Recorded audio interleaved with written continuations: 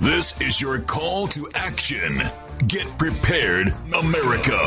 Economy, survival, energy, disasters. This is USAPrepares.com.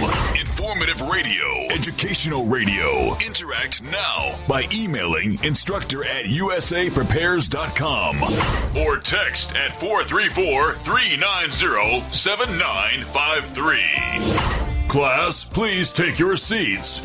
Now, your instructor, Vincent Finelli. Watch the greenbacks tumble. Everyone all set? Cocked? Locked? All right. Here we go. Your dial set correctly to USAPrepares.com. Broadcasting 2 hours from high atop the Missouri Ozark Mountains. Studio A. Information's on the website, and there's a link to all of your instructors at USAPrepares.com. USAPrepares.com. Podcasts are free. Converging threats are confronted daily by your instructors. I'm Vincent Finelli. Tom is producing the worldwide broadcast at Genesis. And there is a meetup on Monday, coming up on Monday. We're going to learn about raising quail for food and quail eggs. What's involved in raising quail? What do you need? How fast do they grow?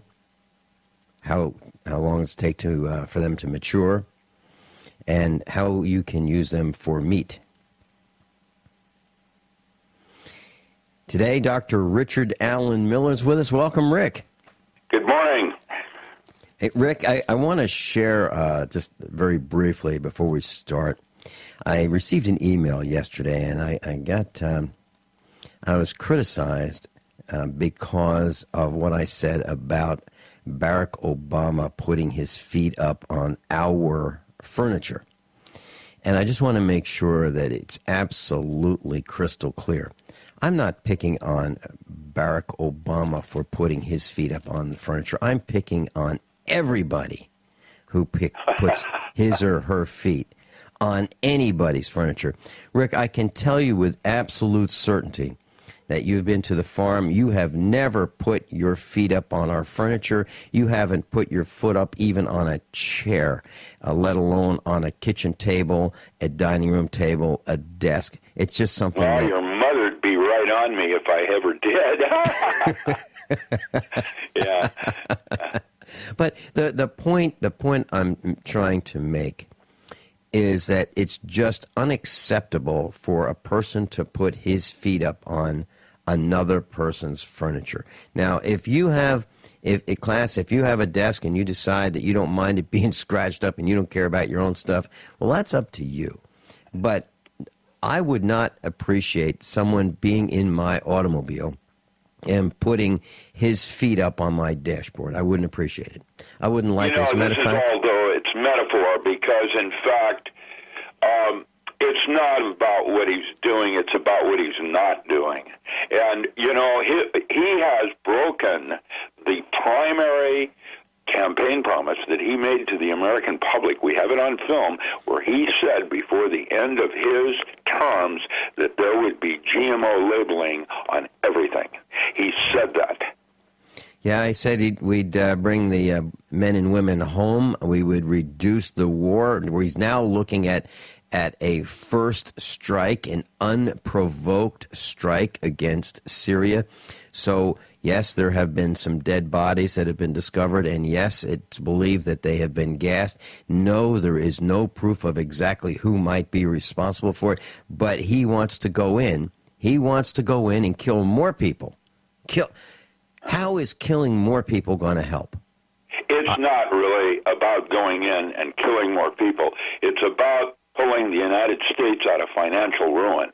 There's every time we've had a serious problem with our financial structuring, we have a war. The wars are what make the finances stronger. That's why they have war. And the thing isn't, I don't understand how we're going to be able to do this when more than 75% of the population in the United States is against it. How can they do that? And watch what they do. Watch how they do it anyway. Rick, the latest numbers that I saw were even greater than 75%. I'm not challenging you. Well, I'm trying to be conservative, just suggesting that Congress is a bunch of dupes, and or something else is going on that is not being disclosed to the public, which is most likely the thing. And I would think that in light of Fukushima and some of the other things that we're discussing, it's time for honesty. You bet. You bet, Rick. The number that I've seen, I saw a Drudge Report poll, and 9% of those responding to this poll, and there were over 500,000. So the sample is significant enough to be accurate. Sure. 9% said, yeah, let's go attack. Let's go attack Syria. 9%. So 91% of us get it. 91% of us understand that Syria didn't do anything to us, that we should stay out of foreign entanglements. And yes, it was terrible that... I'm not suggesting isolationism, but really the purpose of war is primarily, it's a new thing. There's evidence to indicate that wars didn't exist in our distant past, that it's a recent thing having to do with capitalism and our financial structuring of money. And really, I'm very concerned because I don't want to be a police force. That is not what I'm about. What I want to do is live a very simple, full life without having to mind others. It's not my right. Rick, we are in total agreement. All of us at usaprepares.com, and I'm sure all of the class feels, you know what, we just want to live in peace. There's no reason not to have peace. And, you know, I have a quality neighbor. of life. If Fukushima was an extinction event, why go to war? That's crazy. Rick, I have a copy of the Iron Mountain Report written in 1967.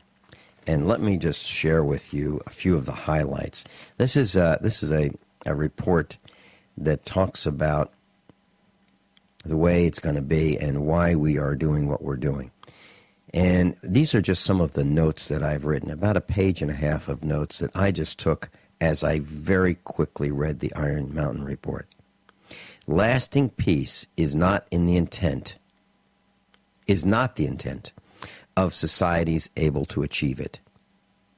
That's absolutely true. War is necessary to stay in power. Exercises of the military are required to prevent atrophy. War creates artificial demand. War increases gross domestic product. War is viewed as a positive by Wall Street. Authority of a nation-state over its people resides in its war powers. Police at this point begin dealing with internal enemies. Poverty is a provider of menials, and menials are the people who do the menial labor. The selective service system keeps juvenile delinquents under control. The armed forces of every nation provides a state-supported haven for the unemployable. And cultural upgrading of the poor is accomplished via the military. Those are just some of the notes that I took regarding the Iron Mountain Report. I believe all of those are true. Your thoughts, Rick? Well, you know, there it is. It's read it and weep. It has been said many times, many ways. And I personally cannot ascribe to Afghanistan and Iraq for being responsible for 9/11. I just don't believe it. No, I don't believe it either. And Rick, while we're on the same line of a discussion about putting feet on the furniture of others' property, and the arrogance. It's all a metaphor. That's why that's what we're talking about here. Let me tell you how I reacted. And this one person who sent me this email, I think he really meant well, and he felt that I was just picking on one person. No, I'm not. And I want to share with this with the class my reaction to this. Now, back in the 1990s, I offered to teach high school students 1/2 a day every other day at my computer manufacturing factory in Virginia. And what I said was, I will give up 1/2 of my day every other day, and I will teach advanced computer technology to volunteers. I will volunteer my time, no compensation, if they will volunteer their time, if they are interested in learning advanced computer technologies. And so I had about, at one time, maybe 30, 40, 50, 60 students come to the factory. And they would arrive in their own vehicles. And it would be, just in the early afternoon, they would show up. And they would either carpool or drive their own vehicles, and they'd show up. And one of them was a smoker. And he would get out of his vehicle. He would take that last drag on a cigarette, drop the cigarette on the driveway, crush it out with his foot, and then walk into the factory. And I watched him do this many times. And one day, I just had it with him because I had to pick up his cigarette butts because I didn't like cigarette butts being in the driveway of our factory because one cigarette butt begets many. So, Rick, here's what I did. He walked in, I gave everybody a smile, said, glad you're all here, and I picked up my trash can in the factory. And I didn't say, I'll be right back. I just left with this trash can. And all students went to the door and looked like, where's he going? With the trash can. They saw me empty my trash can in this guy's car. That's a little extreme.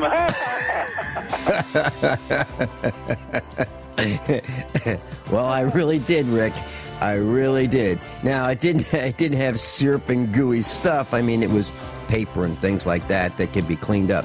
But I emptied the trash can in this guy's car, came back with the empty trash can, and started class. And I was like, whoa.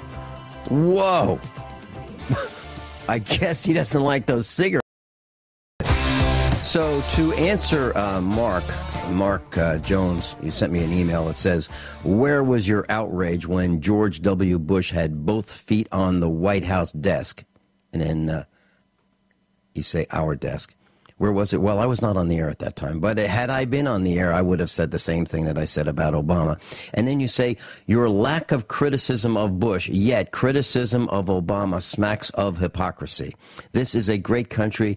Don't keep bringing it down to build up your agenda. Mark Jones, let me share this with you. Politicians have destroyed Detroit, the automobile envy of the world. They have destroyed it. Baltimore is next. Washington, D.C. is a cesspool. Politicians are corrupt.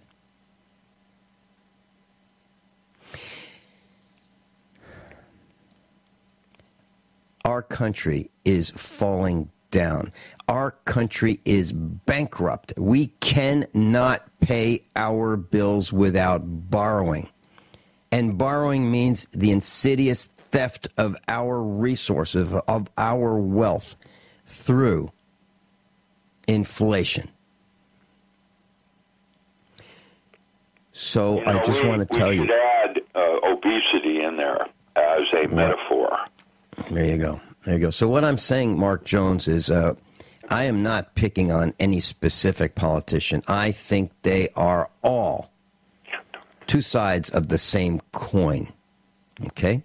That's what I'm saying. And just an example of their arrogance is just a simple simple example of how arrogant they are at the highest level is putting their feet up on our furniture. That's just, as Dr. Richard Allen Miller said, it's a metaphor. It shows their arrogance. Okay.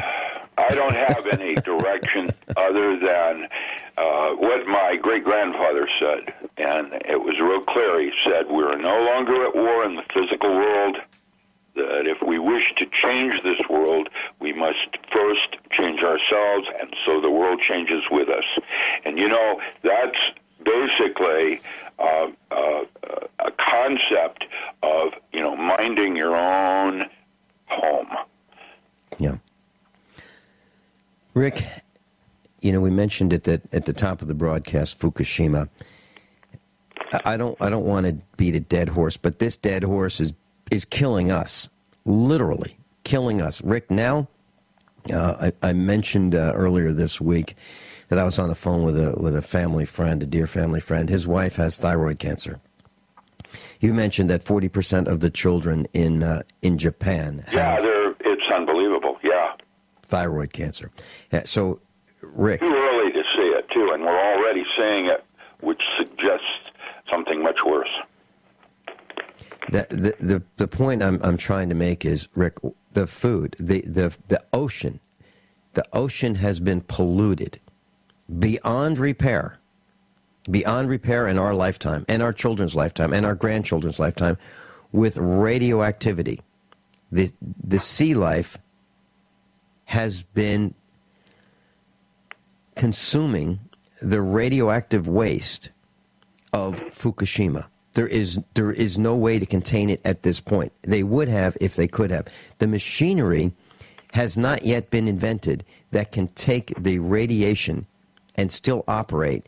There's no remote control machinery that we have right now that I know of that can go in there and start digging and covering up and burying and keeping the... Well, yeah, it's the cesium-137 that has a half-life of, well, it'll be probably 300 years before that particular, it's water-soluble. It will probably be enough that it's cleaned up.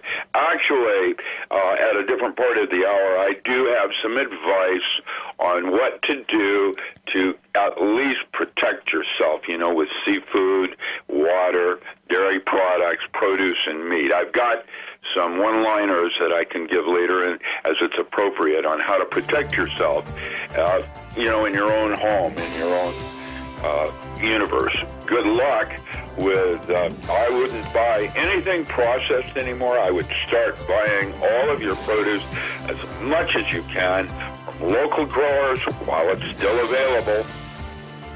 As we go into winter, it's going to get more import, and as that occurs, that's why we used to can and put up. Dr. Richard Allen Miller is with us. Rick, when we come back after the top of the hour, why don't we go through the list of recommendations that you have for dealing with the... Yeah, we'll have a nice little block of time right there in the first part. You bet. Yeah, let's do that. Rick, you have with you Dr. Lenny Time, a chemist, right? Yes. Lenny is an old friend from Ashland that is now caravanning up and down the coast, visiting people. He was in that movie, What in the World Are They Spraying? He is a chemist that basically sets up laboratories for mining up in Montana, things like that. Right now, he's writing a book, or helping edit a book on Bob Marshall. Bob Marshall was that idiot savant that worked for Buckminster Fuller. And Iona and I, my ex-wife and I, were hired to translate that information that later led to the geodesic dome and the vector equilibrium matrix. And that was mostly all came from Bob Marshall. And what Lenny is doing is taking a bunch of writings of his and somehow organizing them into a book called the Marshall Papers, which will be part of the Buckminster Fuller Museum out of San Francisco. Here's Dr. Lenny Time. Hey, Vincent. I actually got a PhD from Oregon State University, which I took in '87 in bioinorganic chemistry, and my game has been to follow the metals throughout the environment.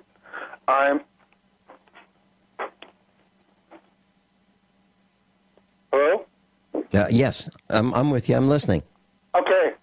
And so what I've been doing is looking very carefully at the natural resource space that we have in the country and looking for ways that we can interact with the natural resource space different from the extractive protocols that we use now.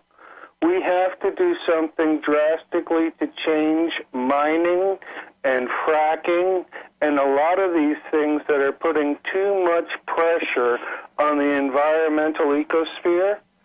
So basically I'm looking into some new technologies and I'm looking into some old technologies, but I'm looking at the water. Water is such a different thing than we know, than what we think we know, and the water is the key to all life. So by concentrating on the water, I think that we can change our focus and really work from a plan of abundance rather than this current deprivation that we seem to want to put ourselves in. Dr. Time, I have a question for you. I was on the phone with our son, who is a college student, and he is studying pre-veterinarian medicine at college, and he was telling me that his professors have told him that by the year 2050, we will not have enough water to sustain traditional farming as we do, meaning I live on a cattle farm where we raise black Angus beef, and he was saying that that is not sustainable because we do not have enough water to raise the animals to feed beef to as many people as we do right now, because we will have 9 billion people on the planet by the year 2050. So water is a serious concern and a limiter of the number of people on the planet. Are you in agreement with that? I would not be 100% in agreement with that. Water is a limiter, but all the water that has ever been on the planet is still on the planet. We have a fixed supply, and it's just the form that it comes in. Okay. Well, so do you have, what are your concerns? My concern is that we've been using the rivers as sewage systems, and that a lot of our water gets bound to particulate and tied up in forms that's not particularly good. But if we can keep our water clean and have clean air, clean water, clean food, I don't know anybody who's against those things, but it sure seems that the society is running in a diabetic coma in the other direction. Too much high fructose corn syrup. Mm-hmm. Mm-hmm. Well, you have no argument from any of us here at USA Prepares about that. So what do we do in order to make sure that we do have enough water to survive? Well, one of the things now that has recently come out is a book called The Fourth Phase of Water by Dr. Jerry Pollack from the University of Washington. And he talks about an exclusion zone that builds on surfaces of water where the water excludes everything except water and sort of has different chemistry than the bulk of water. If we can go through and purify the water that we have, which is rather easily done through evaporation or distillation, and just stop the process of believing that the solution to pollution is dilution, all we have to do is change our behaviors, start watching how we use water, and not use it as a cesspool. It's just like we don't want cigarette butts in our parking lot. We don't want industrial waste or human feces in our water anymore. There's got to be better ways of taking what we waste and turning it into something useful instead of just tossing it in the water system. Yeah, just like those signs at the swimming pools that say, "Please don't pee in the pool." Yeah, you're absolutely right. So is this something that that we do on our own, where through education we say, you know what, it really is a dumb idea to just drive my vehicle on the back lawn, open up the oil or the crankcase drain plug, and just drain my oil in my backyard and then cover it up. I'm polluting the ground and the water. Is it done by education? Is it done by mandate? Is it done by threat of incarceration? How do we do it? Well, we can't do it by threat of incarceration because the corporations are corporate people who can't be put behind physical bars unless we hold the corporate leaders responsible for their actions. But it's a real monsanity that we have in the world now, where the legal system forces us to accept whatever the corporate dictates are. The first thing we can do is always drink clean water and good water. Stop buying your water from Nestle's and just use filters, and don't put anything in your body you wouldn't want to have in it. And take the stand that the Earth's body is our body, because as above, so below. And it's about people changing their own behavior. We're not going to change corporations, but if we tell them that it's unacceptable how they behave and don't buy their products, then maybe they'll start listening. But the fracking is ruining the underwater aquifers by pushing shale oil into the waters and making them polluted. That's a certain way to make sure we won't have enough water for future generations. Let's take a minute and talk about exactly what fracking is, Fracking. For those new to the class, Dr. Tom, what is fracking? Is the process of using high-pressure water through rock to push oil that was contained in the rock out in a form where the oil floats on the water and can be collected off. But it's only collected off in bulk, and the rest of the oil that's not collected off just pollutes the water system, and oil is forced deeper and deeper into the earth, into natural aquifers that wouldn't otherwise have oil or anything else in them. Mm-hmm. And as I remember what's happening to Florida right now, this is kind of an example of another kind of problem. We have been pulling fresh water out of Florida for decades.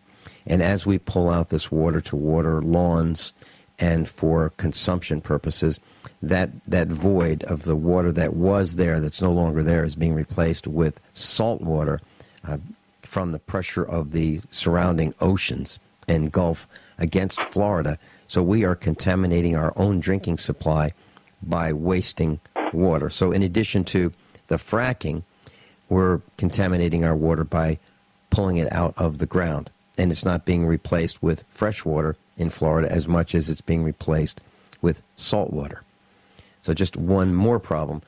So are you advocating the reduction in consumption by not wasting in addition to good practices? Absolutely. I think that if we look at how we do things, being a minimalist, I like to use what I need, but not need things that I don't need.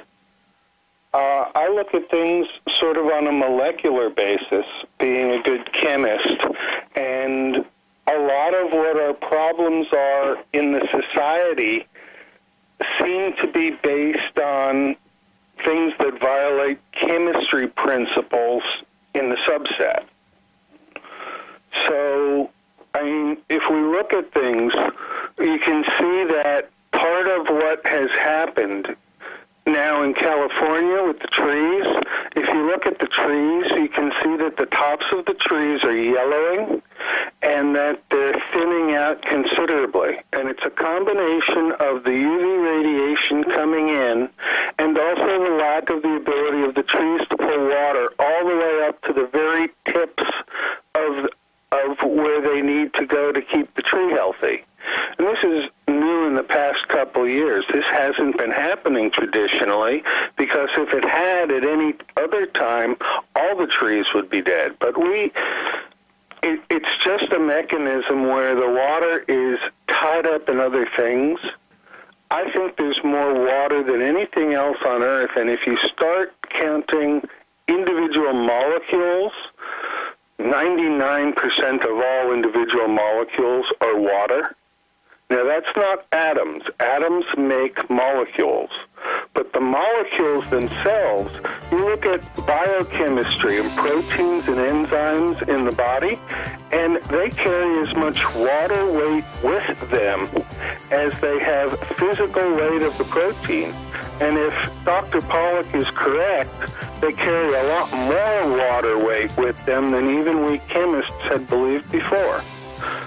Dr. Time, hold that thought. Hold that thought. We're going into commercial break. We'll be back in a couple minutes. Class, Dr. Richard Allen Miller and Dr. Lenny Time are on the broadcast classroom with us. And Dr. Time, you mentioned in California the trees are yellowing at the tops due to the additional or the extreme ultraviolet light. Now, we have reported on this broadcast that this summer we have had the worst crop of tomatoes that we really have had in a very, very long time. And when I was at one of our meetups, which is a Monday, every Monday event we have, I ask the 110 people who show up at this restaurant who are with us, over and over and over again for these seminars that we have on survival and preparedness. I ask them how many gardens had poor yield this year, how many really had trouble growing tomatoes. And everybody except Len Pence, one of our instructors, said their gardens were nowhere near what they should have been. Exactly what you're talking about. And we had a terrible crop of tomatoes this year. So what I'm saying is I am absolutely in agreement with you. And I have seen and reported the same thing on this program, that last year we have seen the tops of trees yellowing, and they were dying. They were literally dying, and the evidence was at the tops of the trees right here in Missouri last year. So, and then I've been reporting over the last couple of weeks that the rays, I've been reporting it as the rays of the sun. The sunlight is so strong right now that when we go outside, it drills through our skin, and we can't take more than 5 minutes of it at a time. Is that what you're talking about?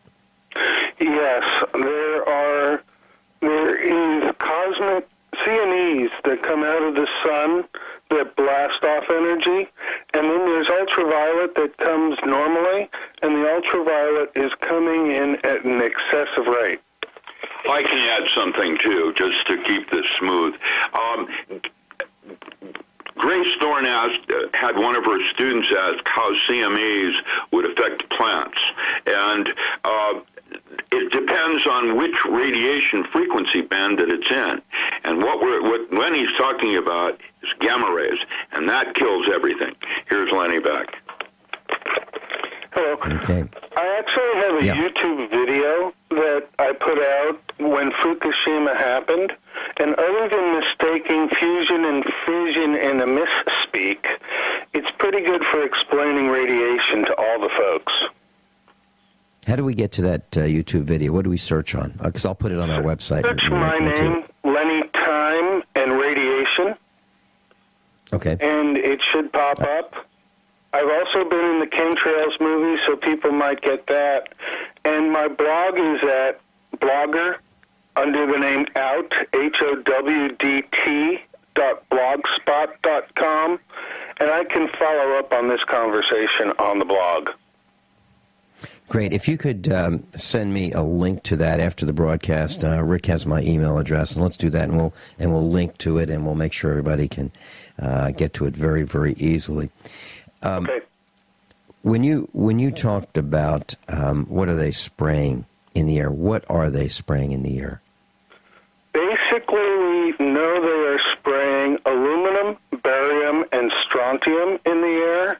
And then there are other things that we think they are spraying, like nanoparticles and perhaps even colloidal gold.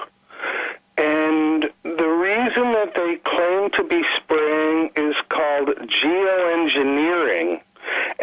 discover what geoengineering actually is. It seems to be a big program to pollute the atmosphere, so it really needs to be stopped, and I'll just leave it at that.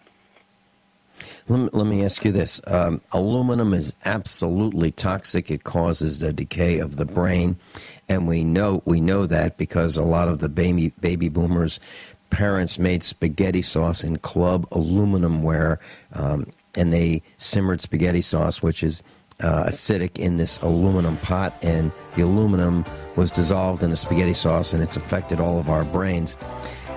Barium, let's talk about how dangerous that is, strontium, and also the nanoparticles. Nano gold, that's something that's brand new to us. Dr. Time, let's talk about that when we come back. And then also let's talk with Rick about what do we do about Fukushima. How do we protect ourselves? I'm Vince Finelli, USAPrepares.com. We're going to be back after the top of the hour, news and commercials with Dr. Lenny Time and Dr. Richard Allen Miller. This is your call to action. Get prepared, America.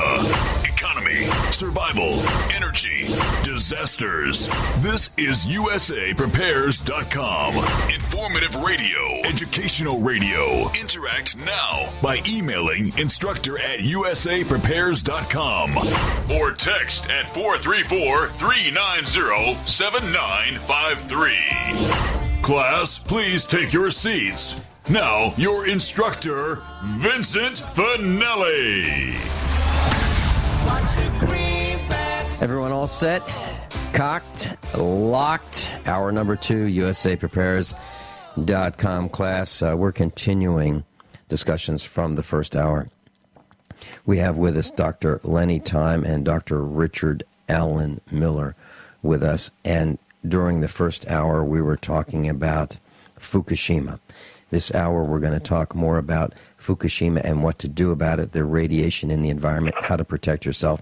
But we are going to continue just for the next couple of minutes with Dr. Lenny Time about what in the world are they spraying. We talked about spraying. They're spraying in our air, in our atmosphere, aluminum, barium, strontium, nanoparticles, nanogold, and Lenny, why are we talked about the dangers of aluminum? Is there any disagreement that aluminum causes brain function problems? No, I've felt that aluminum oxides were the cause of Alzheimer's since the 1980s. Mm-hmm. And that's recently been proven in the literature. And aluminum works by drawing oxygen to get aluminum oxide, which is inert, stays in stationary place where it is, and doesn't allow any chemistry to happen around it, which makes the slowly builds up whole. And every aluminum particle attaches to some other aluminum, and it just builds up a plaque. Barium and strontium work much the same way, but with less charge. Okay. And then you mentioned nanoparticles, and there is a great concern among many of us that nanoparticles are going to cause respiratory problems in us, and we're not going to be able to figure out what in the heck is going on. We're just going to lose our ability to breathe normally. I'm not sure.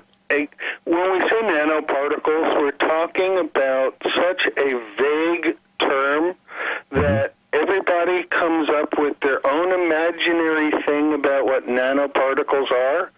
But when they talk nanochemistry, what they're talking about is making things by putting atom-by-atom construction to it.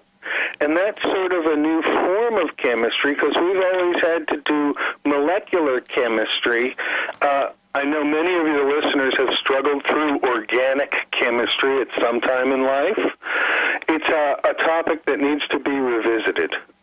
But well, let's do that. Let's spend some classes, Lenny, if you're up for it. I'd love to have you back, and we'll do organic 101, 102, 103, 104, 105, and so forth. And let's just start teaching those classes because here at USAPrepares.com, we're going to do that, and then we'll talk, and we'll get it set.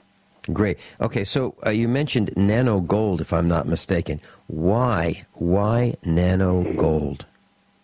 Here's what I've been thinking, and I do not have proof for this. This is a scientist speculating. But I've been involved in a chemical compound called Ormus gold that is a healing agent, trying to work out the chemical form of how this works.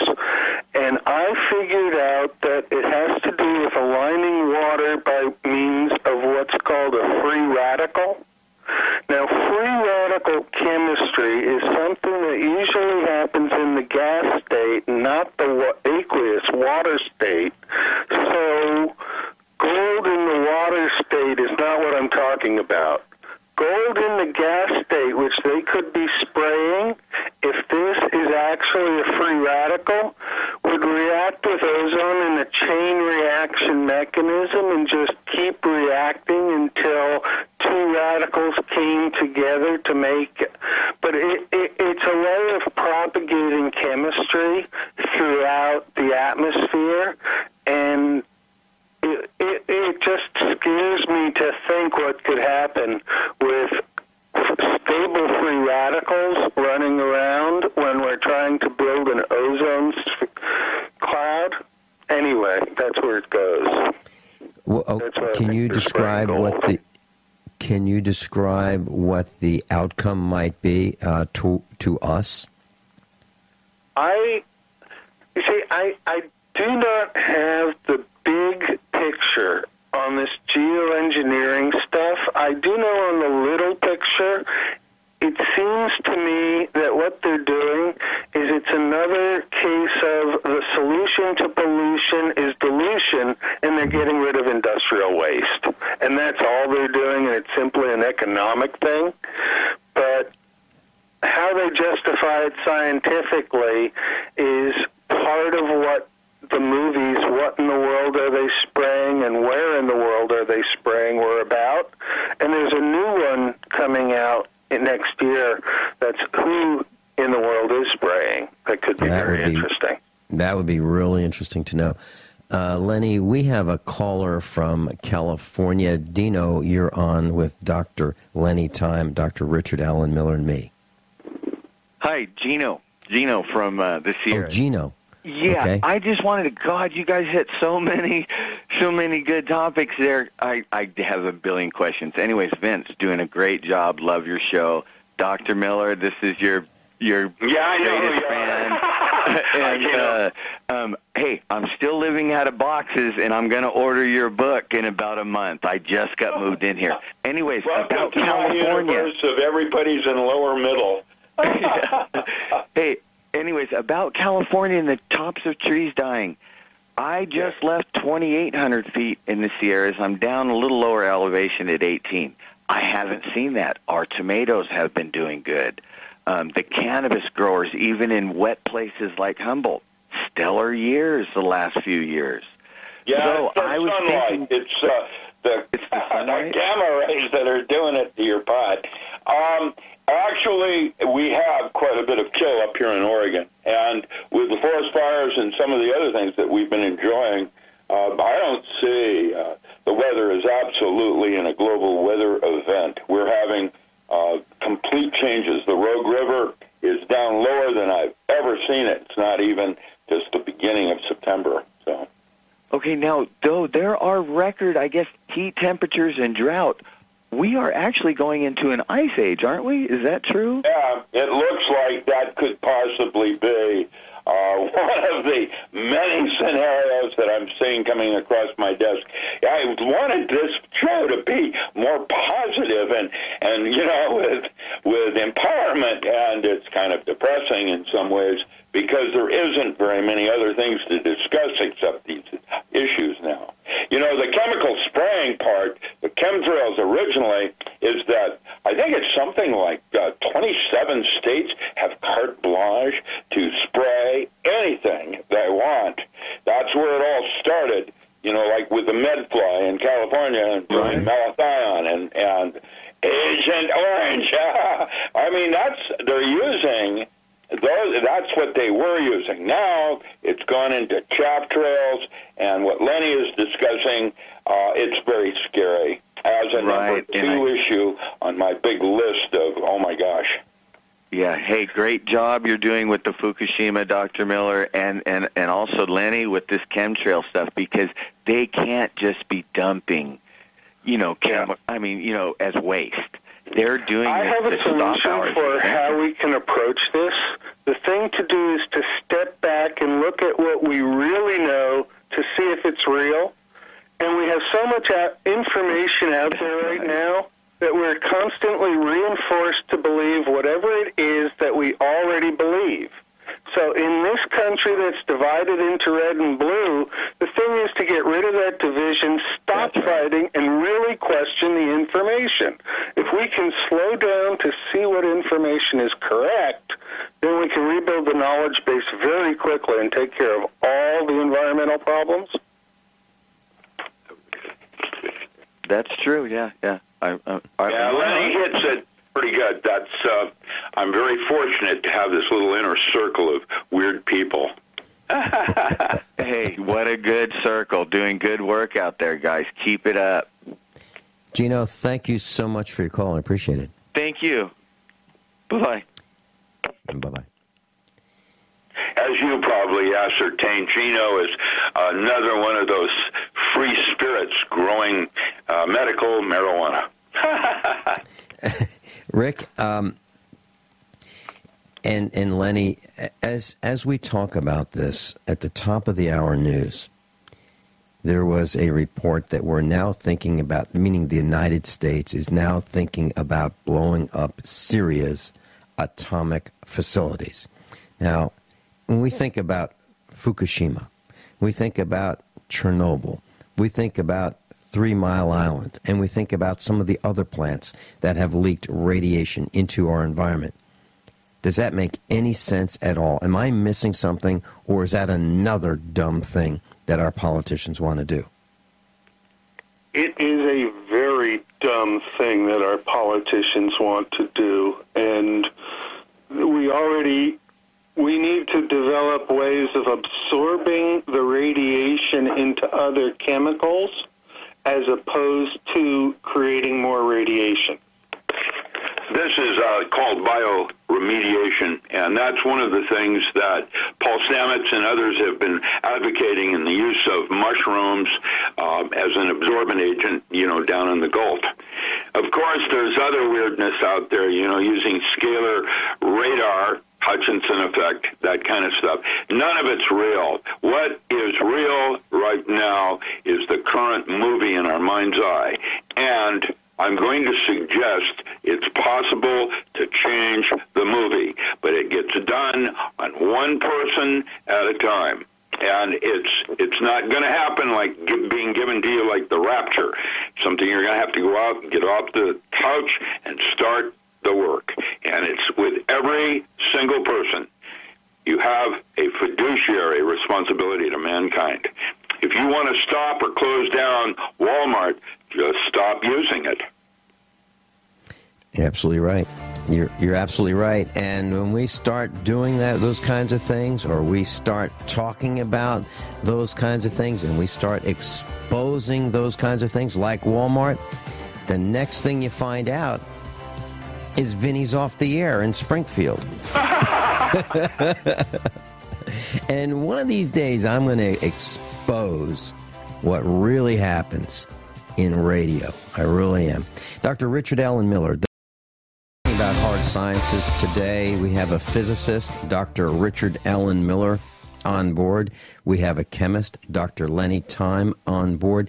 Class, currently we are spraying into the atmosphere chemicals and compounds. They are not being stopped by the government. So the government, in my mind, my opinion is the government is complicit in the spraying. Okay? Let's add to that the electromagnetic radiation. It's almost everywhere on the planet, over 100 million times the amount of just 2 decades ago. It is not being stopped by the government. Therefore, in my opinion, in my mind, the government is complicit in the killing of warm-blooded animals on the planet through the electromagnetic radiation increase. Okay, let's add to that the radiation that is not being stopped by the government. They are complicit in killing more of us. Dr. Richard Allen Miller, you have some suggestions for what do we do about the radiation in the water, the Pacific Ocean. All the oceans in the world are connected. All of our atmosphere is shared by all of us. What do we do? Well, where should I begin? Well, I'm serious, Rick. Why don't we dedicate the rest of this broadcast to it? It is so serious. Rick, we are surrounded by this stuff. Well, okay. I have prepared a paper for your post called How It All Ends. And this is based on some infobots that we talked about last week that pick up chatter on the internet and then try to accurately predict, the future, and actually have some extremely interesting correspondences that are confirmed with using Ben Goertzel's algorithms and something that Cliff High has been talking about. And it basically goes like this. Fukushima was an extinction event that within 100 years there will be no life in the biosphere. The following is inevitable. From 2011 to 2019 will be a transition to chaos. There will be total global financial collapse. There will be real producing economy collapse, World War III with nuclear, biological, and chemical. Fukushima is just the beginning. Every nuclear power plant will eventually go defunct and blow up. From 2020 to 2050 is the era of chaos. Mad Max, global, national, state, and local. Fourth world countries. Hyperwar, hyperpollution, hyperplagues. 50 to 90% die-off of all humans, animals, and plants. 2050 until the sun burns out, the radiation age. Stone Age plus radiation plus plutonium sterilization of the biosphere probably will be complete around 2100. That's what infobots are predicting. From the chatter on the internet right now. And this is me as a scientist. I belong to a group of scientists called the League of Concerned Scientists. It's not like Teller. It's a little different when radiation first started out in the 50s. However, I absolutely believe that we have a fiduciary responsibility to talk about it. Okay, so let's say that some of this is true. How can we protect ourselves? First, be aware of what are likely to be highly tainted in your food supply. Seafood. Question all origin of all seafood. Fish and crustacean from the Pacific Ocean should be considered to be poisoned with radiation at this time. I wouldn't eat anything that was from the Pacific Ocean. Number two, water. The rainfall and snowfall are all radiated. Do not drink any water that has not been filtered. The tap water that flows from your faucet has not been treated to rid it of radioactive particles. A recent report in the New York Times states a rooftop water monitoring program managed by UC Berkeley Department of Nuclear Engineering detected substantial spikes in rain-borne iodine-131 during torrent and torrential downpours, like Hurricane Sandy. Rick, can you just hold some of these thoughts till we come back? Wow. Well, Rick, you're bearing out what we've been saying since the beginning of this broadcast 2 years ago. We'll be right back. An email from Dr. Norman Shealy, and I posted it on the website. Australia's top-selling mouthwashes can cause oral cancer and should be pulled from the supermarket shelves. It's on. I saw that article. Good for him. That's good. Yeah. I saw that article. Rick, it's unbelievable what's happening. Now, you've been talking about Hurricane Superstorm Sandy. We've been talking about rainwater. Now, I'd like to share this, and I'd like to have your comments on this. We have had a number of people at our meetups talking about building rooftop collection systems for collecting rainwater and storing it. And I've been saying no, no, no, no. Don't even think about it, because the rooftop collection, it makes no sense to me, because on the roof you've got bird poop, insect poop, organic contaminants, radioactive contamination, you've got aluminum, barium, strontium, you've got radioactive substances, you've got all kinds of stuff, whatever's in the air, landing on the roof, sticking to the roof, and then when it rains it gets mixed with the water, washed off the roof, and then concentrated in the collection system. Does that make sense to drink that compared to... you can filter most of that. You can filter that. That's why you do your Berkeys. That's why you work filtered waters. I would wash all your food now with a natural type soap, like E-Cover or a vegetable sulfate of some kind, and rinse it in filtered water. Mm-hmm. I would be aware of the origins of your vegetables, fish, game, and seafood. I would keep abreast of radiation levels to help monitor where your food is acquired. They have these maps on the internet. I have several in my website that will be updated every minute. And you can see if there's an event or something like that. Use only filtered water for drinking, cooking, and ice.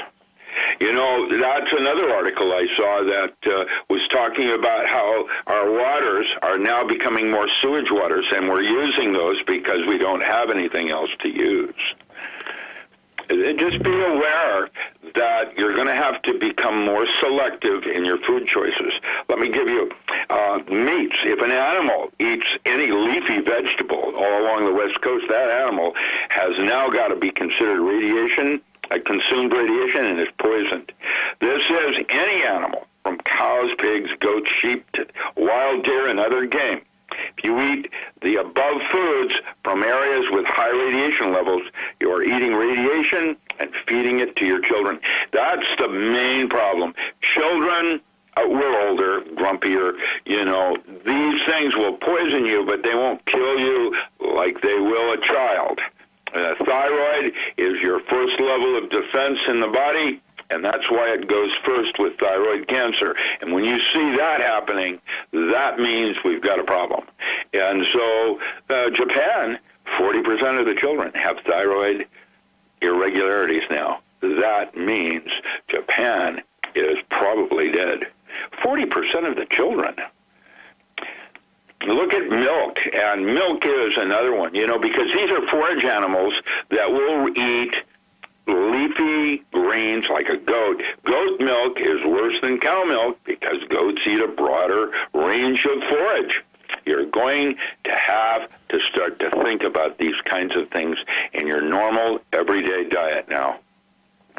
Rick, we have a wonderful neighbor, one of our instructors, who set up a beehive, actually two of them, across the road from us.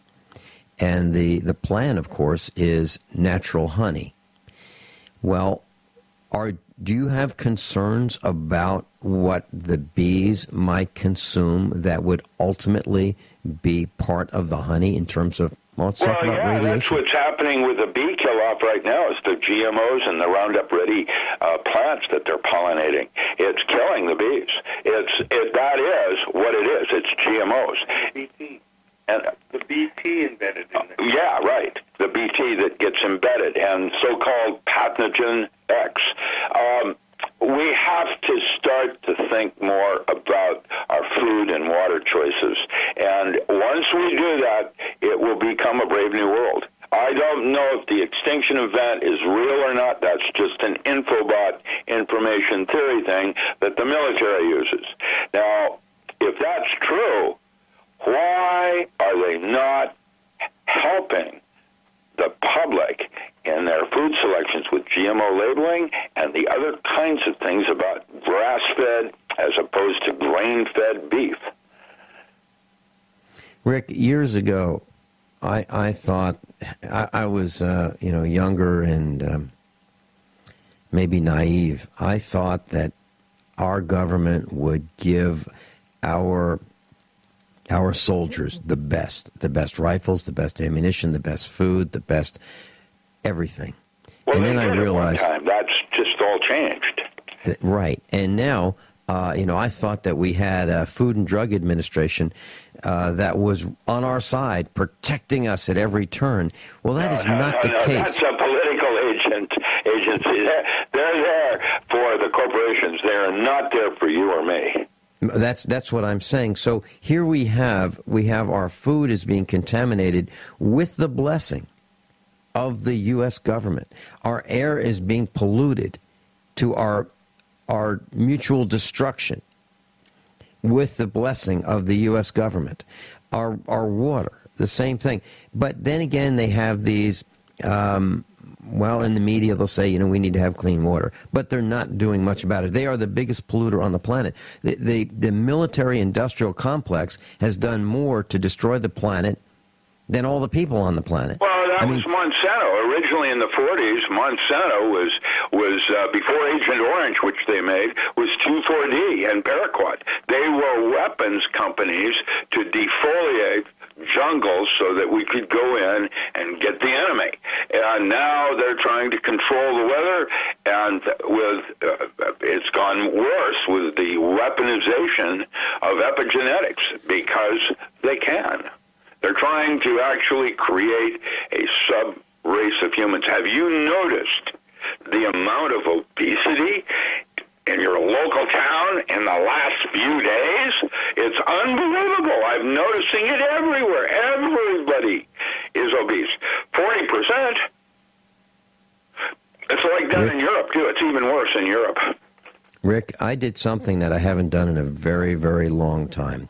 I was meeting with Ricky V. Ricky V is the CEO and general manager of one of our affiliates called Big Country 99.3, The Rooster.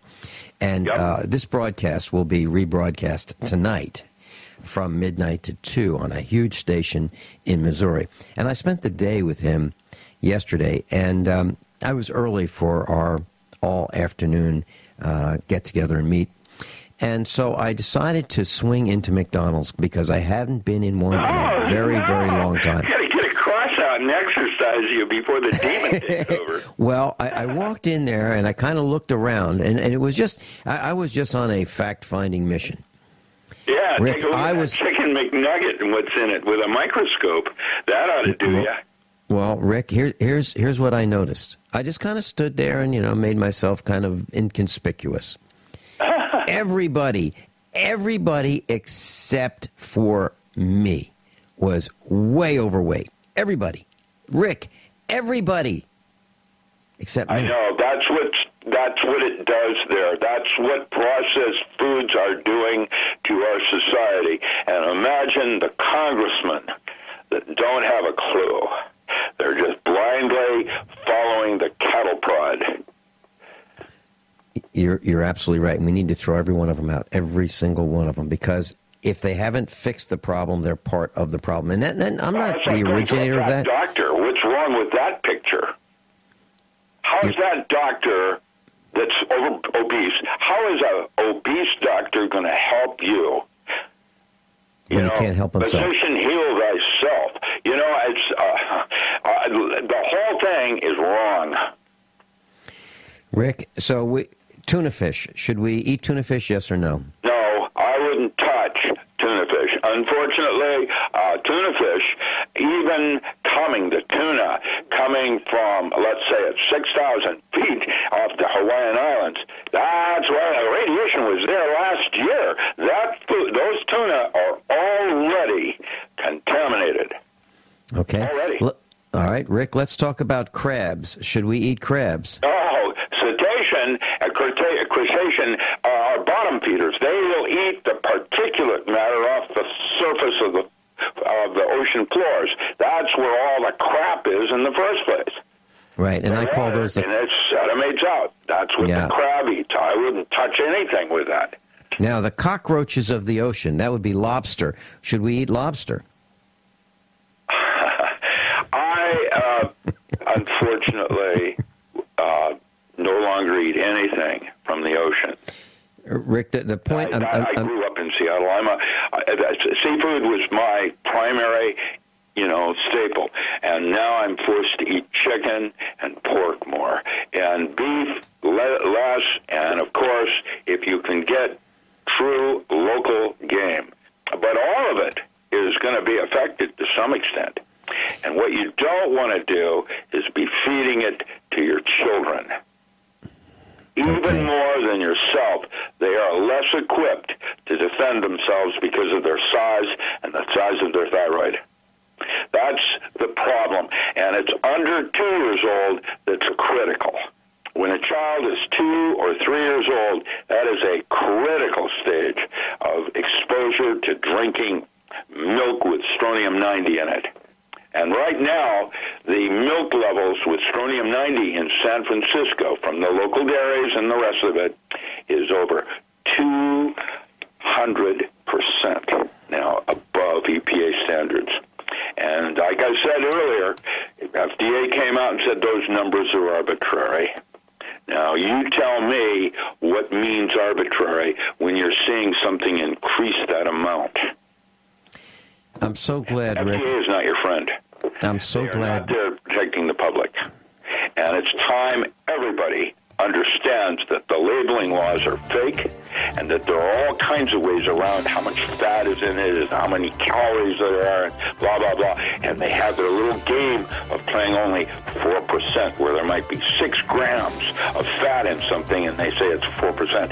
A gram of fat is worth 9 calories. And so, and what you do is you multiply your grams of fat times 9 and I was talking with Tom, our producer, during the commercial breaks, and we were talking about voting, and I said, well, I really don't think my vote counts, and I said, but what I do is I vote for the best candidate, and I look around, and I go, I guess that's me. So I write myself in lots of times. I really do. I'm not kidding, because I don't think not that I'm great. I don't want you to think that, but I'm saying these other guys are much worse. Rick, you were talking about under 2-year-olds. And I'm so glad that there's not a camera on me. I mean, Genesis would like me to have a camera on me for live streaming a video when we're doing the broadcast. And if there were, when you were talking about the under 2-year-olds, you would have seen me stomping around the studio, making faces, banging my... Sorry about that. I didn't really want to do that. Well, no, Rick, here's the point. You're right on target. You're right on target with this. And that's the age. That's the age at which we immunize these children. And I believe we are giving them curvature of the spine, allergies. Yeah, autism, whatever. Yeah. Yes. Yeah. Okay, Scary day. And I was thinking, Rick, you wanted this to be a positive broadcast. It's impossible. Well, no, I actually can. I'm writing a book on how to change the movie, how to go into the moment where time, 2100, 2050, that no longer is meaningful. And actually, we're all going to witness this event. That's how time concepts and life on Earth work. And it's there for a purpose, and you have a responsibility for the thoughts you choose to entertain. It's time to take control. Talking about taking control, Rick, we talked about the meats, the contamination in the meats, the beef, the milk, the goat's milk, the cow's milk. We've talked about crabs. We've talked about lobster. We've talked about tuna fish. What about other sea life like kelp?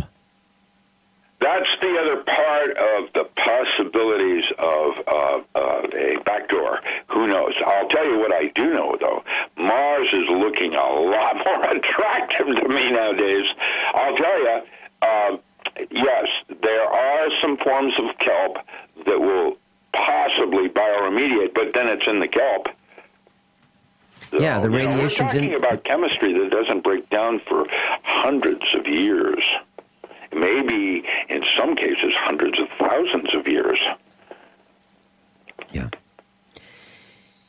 Yes, and Rick, in our schools, we have pulled hard sciences out in favor of nice, feel-good classes like specialized History Month classes, which makes no sense to me. It makes no sense to me. It reminds me of how you and I went to grade school with one hand over our eyes and the other hand over our neck under a desk.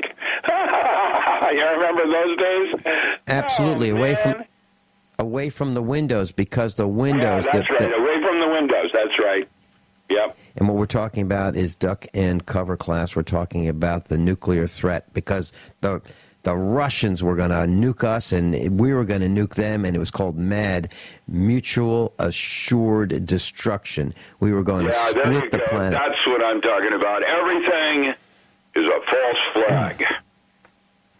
And that was a false flag. It really was a false flag. And all the while, we are polluting our planet. We're causing radiation poisoning. 17 reactors like Fukushima right now on fault lines.